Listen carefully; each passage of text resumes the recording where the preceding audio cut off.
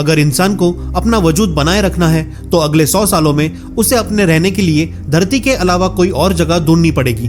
2017 में मशहूर scientist Stephen Hawking ने ये बात कही थी। अब ये उनका बयान थोड़ा इम्पॉसिबल लगता है, लेकिन दुनिया में हर मिनट 260 बच्चे जन्म लेते हैं, तो ये रेशो देख के लगता है कि धरती के अलावा अल्टरनेटिव ढूंढना वक्त की जरूरत है। इसे मना नहीं किया जा सकता। बढ़ती हुई पॉपुलेशन और दिन ब दिन बढ़ती भीड़, ये एक ऐसा चक्र है जो रुकने वाला नहीं है। लेकिन क्या धरती छोड़ के दूसरे ग्रह पर एलियन बन के रहना इतना आसान होगा?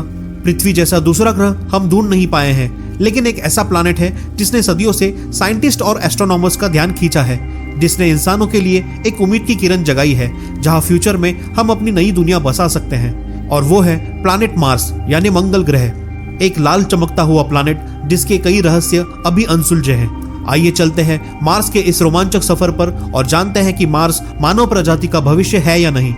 लोग जमीन पर अक्सर मार्स को कॉलोनाइज करने की बातें करते हैं, लेकिन क्या इंसान इस लाल ग्रह पर जिंदा रह सकता है? मार्स पर जिंदगी कैसी होगी? क्या हम सरफेस पर रह सकते हैं या फिर हमें सोलर रेडिएशन से बचने के लिए जमीन के नीचे छुपना पड़ेगा? इन सवालों के जवाब जानने के लिए हमें मार्स के वातावरण को समझना होगा।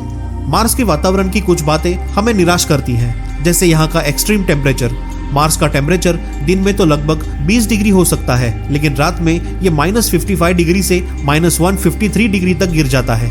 इतना ठंडा मौसम इंसान के लिए सिर्फ कुछ ही सेकंड्स में फ्रॉस्ट बाइट और कुछ मिनट में हाइपोथर्मिया का कारण बन सकता है। इतना एक्सट्रीम मौसम हमारे जीने की संभावनाएं बहुत कम कर देता है। मार्स पर एक दिन पृथ्वी से 40 मिनट ज्यादा लंबा होता है, लेकिन एक साल 2 गुना लंबा होता है। अगर आप मार्स के नॉर्दर्न हेमिस्फीयर में रहेंगे तो आपको 7 महीने का स्प्रिंग और 6 महीने का समर मिलेगा। उसके बाद 5 महीने का ऑटम और फिर 4 महीने का विंटर। टेम्परेचर ना सिर्फ यहाँ के लो होते हैं, बल्कि ये एक हफ्ते में भी काफी बदल जाते हैं। इन वेरिएशंस की वजह से पावरफुल डस्ट स्टॉर्म्स बनते हैं। मार्स पर डस्ट स्टॉर्म्स काफी तेजी से चलते हैं, जो 100 किलोमीटर/आवर तक की स्पीड पकड़ सकते हैं।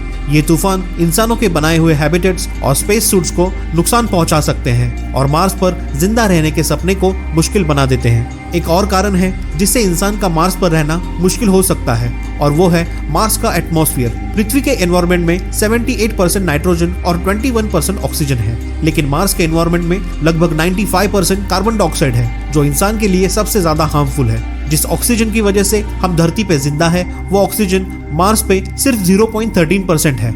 इतनी ऑक्सीजन इंसान के लिए काफी नहीं है। इस वजह से बिना आर्टिफिशियल ऑक्सीजन सपोर्ट के वहां सांस लेना इम्पॉसिबल है। कोई भी इंसान मार्स पर बिना हेलमेट या ऑक्सीजन सप्लाई के जिंदा नहीं रह सकता।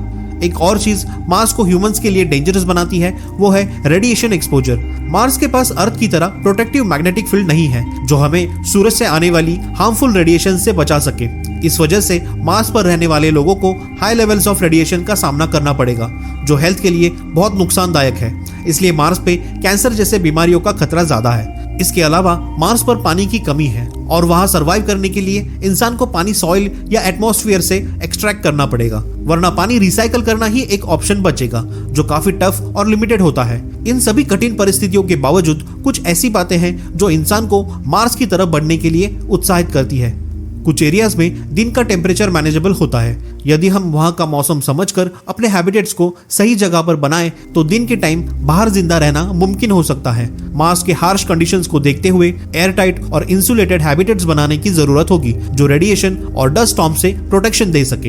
एडवांस टेक्नोलॉजी के साथ हम वहां जीने लायक जगह बना सकते हैं। मार्स की सरफेस पे पानी लिक्विड फॉर्म में तो नहीं है, लेकिन एविडेंसेस मिले हैं कि पास्ट में वहां रिवर्स और लेक्स हुआ करते थे। मार्स के पोल्स पे आइस कैप्स हैं, जो मोस्टली कार्बन डाइऑक्साइड और वाटर आइस से बने हैं। हम पानी को रिसाइकल करने के टेक्निक्स डेवलप कर रहे हैं। ये टफ प्रोसेस है, लेकिन संभव है। मार्स पर एनर्जी का सबसे रिलायबल सोर्स सोलर पैनल्स होंगे।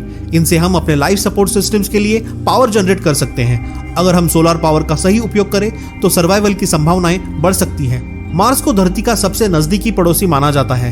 यहाँ धरती से कम सनलाइट आती है, लेकिन बाकी प्लैनेट्स के मुकाबले मार्स पर सनलाइट ज्यादा है, इसलिए वहाँ इंसान के लिए फूड प्रोडक्शन के लिए क्रॉप्स उगाई जा सकती है।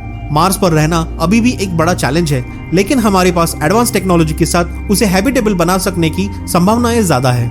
एक्सट्रीम टेम्परेचर, पतला एटमॉस्फेयर और डस्ट स्टॉर्म्स जैसे चैलेंजेस के बावजूद हम एक दिन मार्स को अपना फ्यूचर घर बना सकते हैं। हालांकि ये सपना पूरा करना मुश्किल है, लेकिन उम्मीद है कि अगले कुछ सालों में हम इस रहस्य भरे प्लैनेट पर जीवन की खोज कर पाएंगे। अब तक मार्स के लिए बहुत सारे रोबोटिक मिशन भेजे गए हैं, सबसे इंपॉर्टेंट मिशंस में नासा का परसिवरेंस और क्यूरियोसिटी रोवर्स है। इनका गोल है मार्स की सरफेस की स्टडी करना, वहां के रॉक्स और सॉइल को एनालाइज करना और क्लूज ढूंढना कि वहां कभी लाइफ थी या नहीं। भारत ने भी मार्स के एक्सप्लोरेशन में अपना इंपॉर्टेंट रोल प्ले किया है। 2014 में इसरो का Mars orbiter mission Mangalyaan successfully Mars के ऑर्बिट में पहुंचा। ये मिशन मार्स के एटमॉस्फेयर और सरफेस की स्टडी कर रहा है और ये स्पेस हिस्ट्री में एक सिग्निफिकेंट अचीवमेंट है। अभी फ्यूचर में नासा और स्पेसएक्स दोनों का प्लान है कि वो ह्यूमंस को मार्स पर भेजेंगे।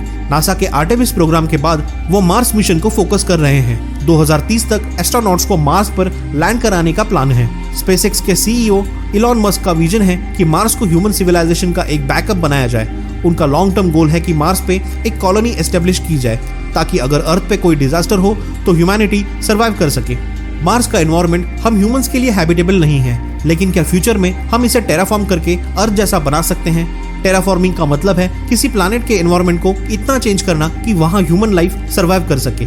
साइंटिस्ट का आइडिया है कि मार्स के एटमॉस्फेयर में ग्रीन हाउस गैसेस इंट्रोड्यूस किए जाए जिससे टेम्परेचर इंक्रीज हो और वहां लिक्विड वाटर फ्लो कर सके। टेराफॉर्मिंग से मार्स इंसानों के रहने लायक हो सकता है, मगर याद रहे मार्स की ग्रेविटी जमीन से 1/3 होती है। आपको चलने का तरीका दोबारा सीखना पड़ेगा। मार्स की री इंजीनियरिंग कंप्लीट हो जाएगी। क्या अभी आप मार्स पर रहना चाहेंगे या फिर हमारी पृथ्वी को बचाना ज्यादा बेहतर लगता है?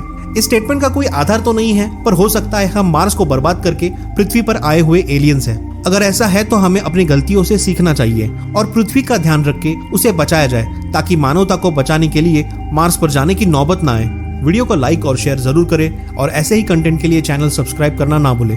नोटिफिकेशन बेल ऑन करें ताकि नए वीडियोस की जानकारी आप तक पहुंचती रहे। Thank you.